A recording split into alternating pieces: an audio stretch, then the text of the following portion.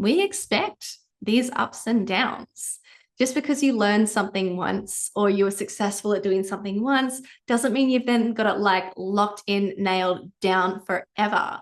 And all this stuff is a practice. I am a mindset coach. I live and breathe this stuff, not only personally, but professionally. And I continue to need to do these things, practices, rituals very consciously. Otherwise, I'm not going to have the skills anymore. That's the fact. Hello, my beautiful friends. My name is Dr. Becc. And I am Kristeen Barker, and this is Am I Doing It Wrong? A podcast for doctors by doctors. Dr. Becc is a mindset coach and medical doctor who specialises in liberating driven professional women from the limitations of perfectionism, imposter syndrome, and people pleasing. She's basically the cheat code for getting out of your own way, showing up authentically, and living a life you're proud of. And Kristeen is a medical educator and nephrologist who creates resources for doctors in training that I truly think are an unfair advantage. She makes complex topics super simple and takes the pain and uncertainty out of passing your medical exams. Kristeen and I connected a few years ago via our online platforms, and over the years we've discussed countless highs, lows, and in-betweens of doctor life. And in doing so, we've experienced firsthand the power of vulnerable conversations to show us where we're getting in our own way and underestimating our capacity. So we want you to be part of the conversation and experience these same results. Every week on the pod, we'll be bringing you conversations which shine light in dark places, normalise the doctor journey, ease unnecessary suffering, and give you actionable steps to thrive in all facets of your life. So grab a cuppa and get cozy for this week's episode of Am I Doing It Wrong? The podcast for doctors by doctors. Oh my goodness. So welcome everyone to another episode of the podcast, Am I Doing It Wrong? I am so excited to be here with Dr. Becc, and we have, I guess, a little short one for you today. What we wanted to do was just come on and be super honest about what's been going on with us and do a little reset, because what we've realized is, despite our best intentions, we talk a lot about these kind of like well-being hacks and things that we're doing and practices that we do to sort of stay lively as doctors in our lives. But honestly, it's something that we're imperfect at, and we're not saying that we are perfect at it. And we're realizing that sometimes we fall off the wagon. And we've both fallen off the wagon in various ways recently, and we've been talking to each other about it, and we thought we'd just bring it to the pod because we're very keen to get back on track. And we wonder if maybe you might be experiencing the same thing. Have you fallen off the wagon?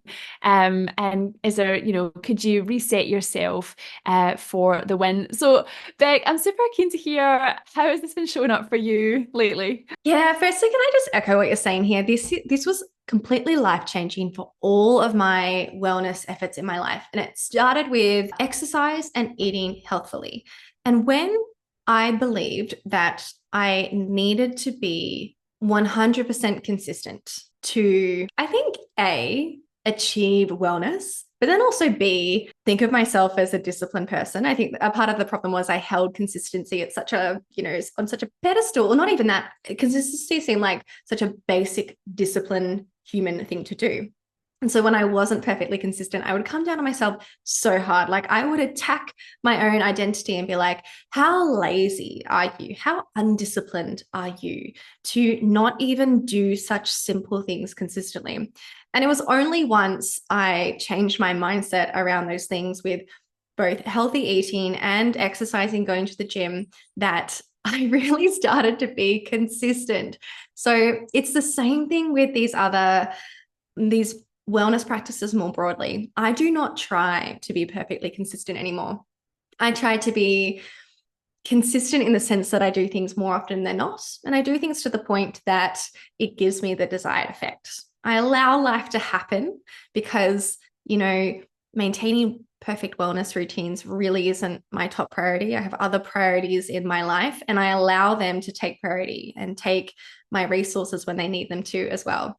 So, my personal situation here this time is that I haven't been in that mindset of being appreciative, focusing on what's good in my day-to-day life recently. And it's crept up on me in a big way in that it had been a couple of weeks and probably even months of it sort of becoming something that was very, very frequent and very well instilled as a habit. And then, no, probably just weeks of it kind of trickling away to the point that I found myself being quite negative about things in my life because I had let that habit fall away. Mindset, particularly, let's even just talk about appreciation in this case. This is something that needs maintenance. It's something that for me needs maintenance. And I consider myself quite an optimistic, positive person. And most people would say that too. That even for me, it's something that if I don't maintain it like a practice, then it falls away. Just like if I don't go to the gym, my muscle mass, my fitness falls away. And so for me, I'd fallen into a situation that I'm sure a lot of you guys could relate to, where I had big goals I have big goals for my productivity, the work that I want to get done, the impact that I want to have, big goals. And that's a beautiful thing. And with that, I started to fall into this pattern of wanting to do more work and wanting to do more work faster and harder. And I let myself stop or steal time away from those other practices. And in particular, I just want to focus on, it was my journaling habit of journaling for appreciation. And then also I think a general sort of mindfulness or just presence of sort of walking around the world. And, when I'm walking my dog, for example, to start thinking about things that I appreciate instead of when I'm on my work, when I'm on my walk, continue to think about work things or continue to plan more work things or use that time to catch up on other, domestic life admin things that I needed to squeeze in around the productive work I wanted to do. So that was my situation. And it is a situation that I've been in before. I know this about myself, that if I don't purposely practice these mindsets, that they do fall away. And also with that, I know the solution here. And I really love this idea of what Kristeen and I want to bring to you today, which is, you don't necessarily need to make a big deal out of, studying your habit, like I'll start Monday, I'll start the first day of the next month, anything like that. But I quite like the sort of loving declaration or promise just to yourself of, I'm going to start doing this for myself tomorrow. I'm going to start doing this for myself today. And in fact, I started a few days ago. So my new practice, and it's something that I'm committed to throughout August, is to do a bit of an appreciation rampage every day, not perfectly, just most days, as a part of my reset to hold those big goals and have those high standards for my productivity. But that can coexist with me doing 8 minutes of journaling a day, or, most days on productivity. See how those two things can coexist? But my mind made me think that those 8 minutes of appreciation before, that I couldn't afford them, that they would be better served with productivity. And I should have seen this coming. I knew that was a lie. So that's me. That's the reset that I need. I was trading productivity, productive outputs for appreciation, and doing my appreciation practices. And ironically, that ended up making me less productive, because I'm definitely not as productive with my work or as energized when I'm not in a mode of, this is what's going well, and I'm only focused on what needs improvement. It's so interesting because I feel like a lot of my stuff that's been coming up recently is the same kind of thing. It might be different practices that I'm missing out on, but the time scarcity thing, like feeling like I'm not giving myself permission to do something else because I've got this other thing I'm supposed to be doing, and I'm beating myself up, like you say. And a lot of it's just allowing yourself to have the permission. But then I think, like you said, there's this other part of you that's saying, oh, but you don't have time for that. I mean, 8 minutes doesn't sound like a long time to me. But as you said that, I was like, I wonder how many seconds of journaling of appreciation it would take just to change the game. Like, if it feels like 30 seconds to a minute could be quite potent if you're purely just like, this is great, this is great, this is great, this is great. Like, I actually don't think it would take as long as 8 minutes. So how fascinating is it that we fall into this trap of feeling like, oh, like I don't have time to appreciate anything. Like, it's actually ludicrous when you like sort of spell it out to yourself. But that that time scarcity thing is real. Like it's terrible. And another truth about that, so the one truth is it mightn't take as long as you think to do the thing that's going to make you feel good or get you back on track. But the truth is that you probably have more time than you think as well. And something that I'm realizing, and I think we talked about this a couple of episodes ago as well, in terms of digital distractions and how I was reaching for YouTube quite a bit to kind of when we talked about numbing behaviors. If you haven't listened to that episode, definitely it's a few episodes back. It's really I think it would be really helpful if you're if this sounds familiar to you at all. But basically I was using a lot of like scrolling or YouTube videos to just pass the time before bed, somehow get me through the day before bed. And I'm just realizing that that window of time, I'm not doing anything productive. I'm not going to be like my brain's not going to be used for the productive mission, for the goal that I'm working towards. I'm allowing myself to have off time, but I'm using it in a numbing way.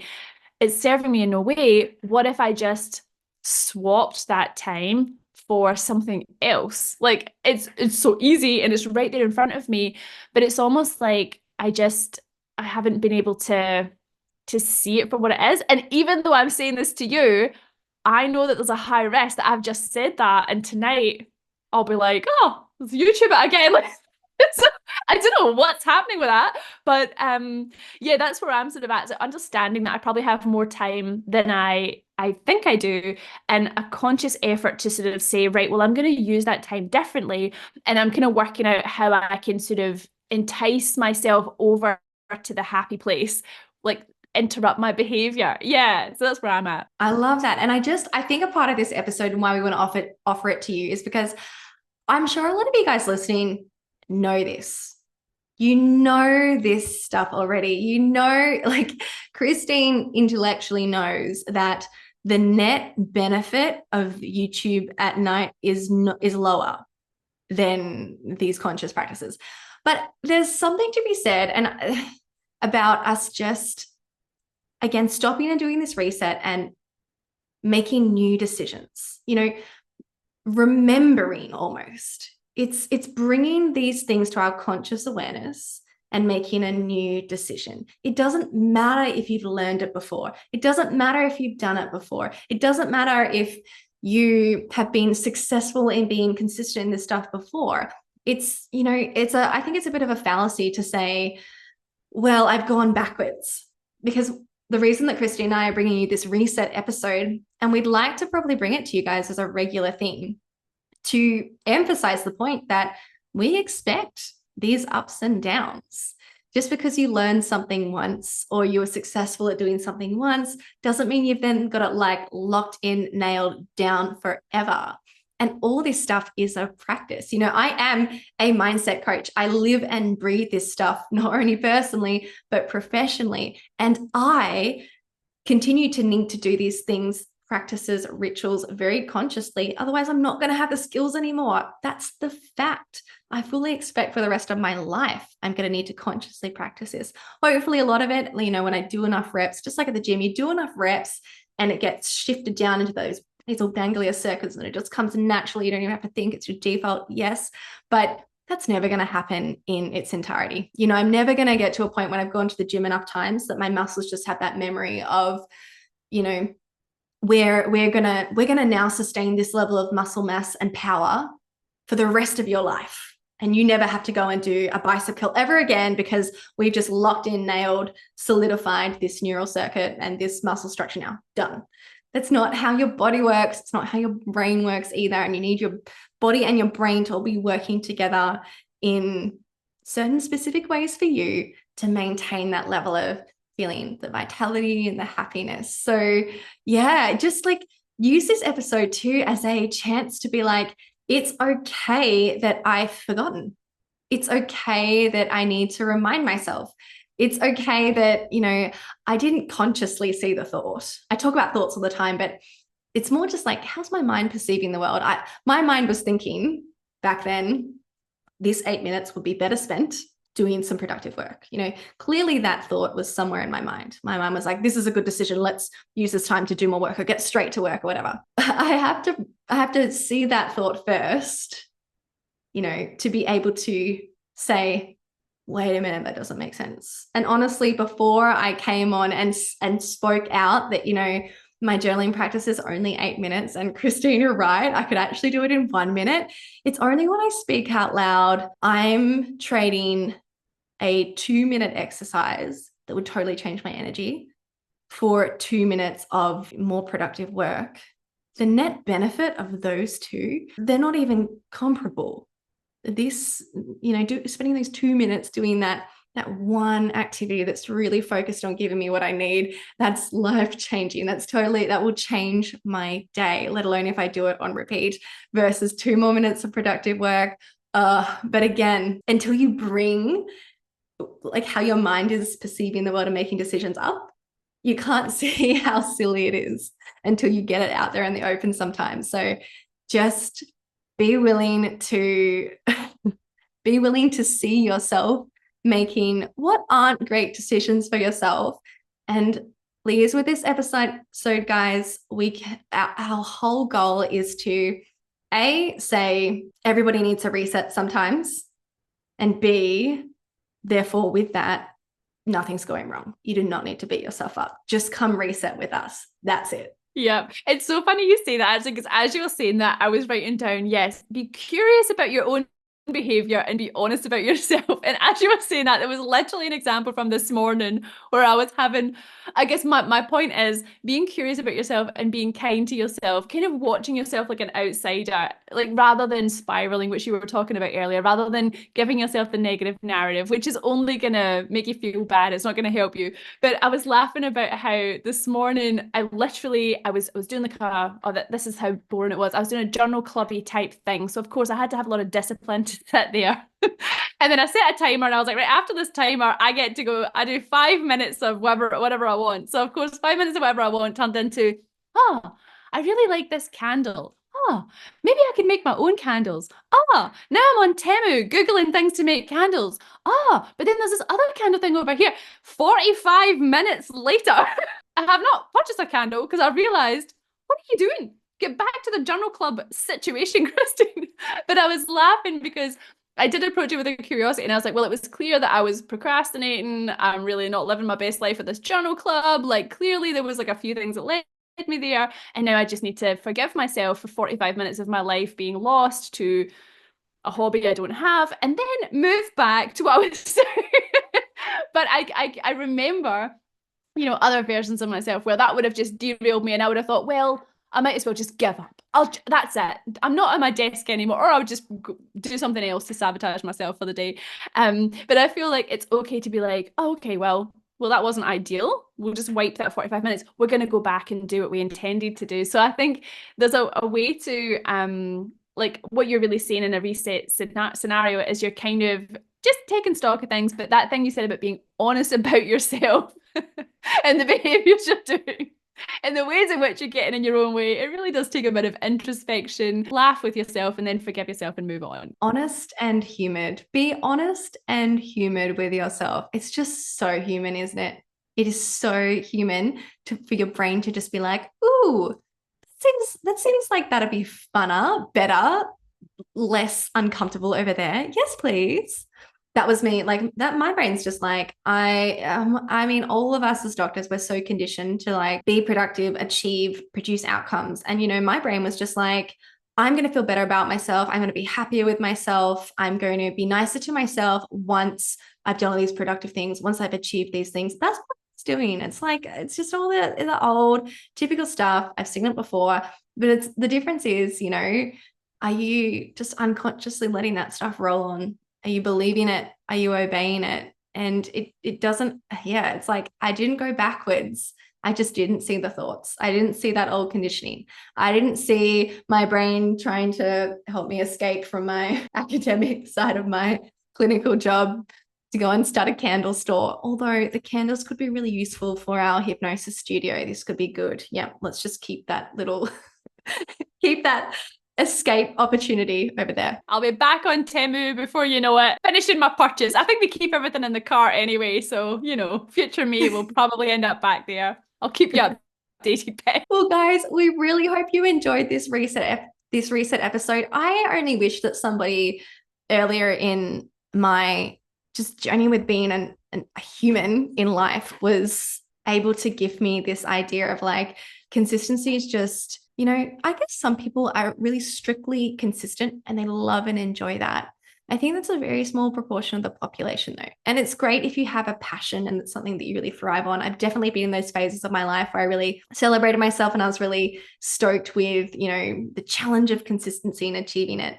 But by and large, a lot of us are probably more interested in being well-rounded humans. We've got complicated lives with things always changing. And also our minds just play tricks on us. Like, good luck being conscious of your mind 100% of the time and never following those feelings that make you procrastinate or go off topic or skip the gym every now and then. Write to us. Let me know if you never, ever, ever go unconscious or don't fall for the urges and impulses that your mind and body sent you, because I am going to study you and I am going to become rich and famous from it. I love it. That'll happen to you anyway, Becc. Don't worry. So let us know if you need more resets in your life. We want this to be a reminder that this is a normal part of your human life, and let the resets be something like for us that you can be honest with yourself, but also be a bit human with. Like, they're always coming. You always need a reset, and you might as well make it something that's really, wonderful and positive, and it doesn't need to be an experience where you beat yourself up in your life. So welcome back to your favorite version of yourself. Think about something that you want to do differently in your life to reset, to get back to that favorite version of yourself. You don't need to make it big or small. Just add in one thing this week or subtract one thing this week from your life to do that reset for yourself. I am doing my 8-minute journaling appreciation rampage, and I'm going to do it honestly all the way through August because I want to build that neural pathway back up so strong again. I love it. Do the reps, build the muscle. What are you going to do, Kristeen? Do you have something that comes to mind? Well, I'm so inspired by you. I might actually try the appreciation rampage thing. And yeah, the other thing that I'm going to be doing is just paying attention. And we talked about it in another episode, like trying to answer the question, how can I design a life that I don't need a holiday from? I am going to be focusing on that. And that means leaning into the self-care and I guess getting to know myself again. I feel like the last time that I did the self-care journey was many, many years ago, and I was different then. And now, so that's what I'm going to be doing. I'll be self-exploring, so I'm sure I'll keep you guys updated on the pod. But I love your appreciation rampage. That sounds like something we should all try. I challenge anyone listening to do that, even if it's just out loud in the car in the morning. You don't have to sit and journal. Just like integrate it, go for a walk, and like spout out your appreciation. Yeah, love that. And thank you so much to everyone who's listening. And we hope you've enjoyed this episode. We hope you do find your way to a reset version of yourself. Yeah, and I'm just going to drop in quickly and say I forgot to mention the appreciation rampage. That's not my term. I didn't make it up, and I cannot remember where it's come from. Abraham Hicks. It's Abraham Hicks. Yeah, and I think they say it's 17 seconds is from memory, which is why I was like, I think it's a lot less, but I couldn't remember. Don't quote me on that. But appreciation rampage. I think they have recordings on YouTube that they just appreciate for you, and you just listen. So that's a good idea. Love it. So good.